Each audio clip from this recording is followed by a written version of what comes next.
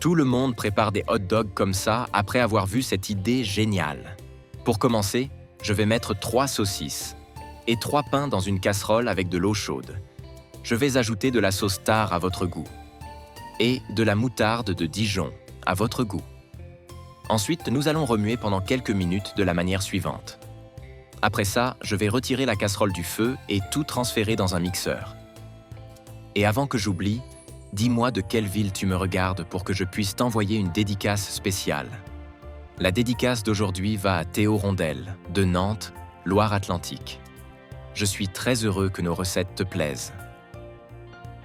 Maintenant, nous allons couvrir et laisser mixer pendant quelques minutes.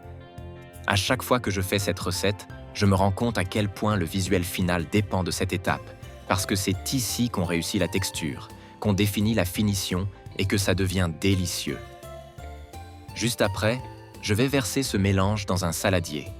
Tu vas être surpris par le résultat de cette recette. Le goût est incroyable. Ensuite, nous allons ajouter une tasse et demie de chapelure, un œuf, du persil à votre goût, une cuillère à café de sel et une demi-cuillère à café de poivre noir. Après ça, nous allons bien mélanger pour incorporer tous les ingrédients jusqu'à obtenir une pâte bien consistante. Ça devient exactement comme je voulais.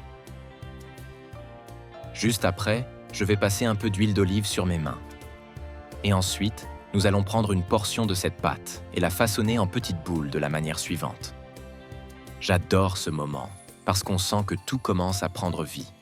Je vais appuyer légèrement, et ensuite, nous allons la mettre sur une assiette.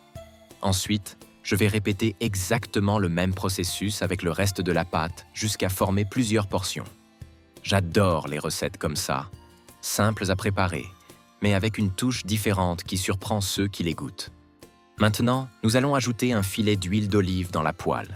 Juste après, je vais mettre les portions de pâte en les disposant au fond de cette manière. Et nous allons commencer à les faire frire. Après quelques minutes, je vais retourner chacune pour qu'elles dorent aussi de l'autre côté. Dis-moi ce que tu penses de la recette jusqu'ici. J'adorerais le savoir. À ce stade, nous allons retirer de la poêle les portions déjà frites et je vais les mettre sur une assiette avec du papier absorbant pour enlever l'excès d'huile d'olive.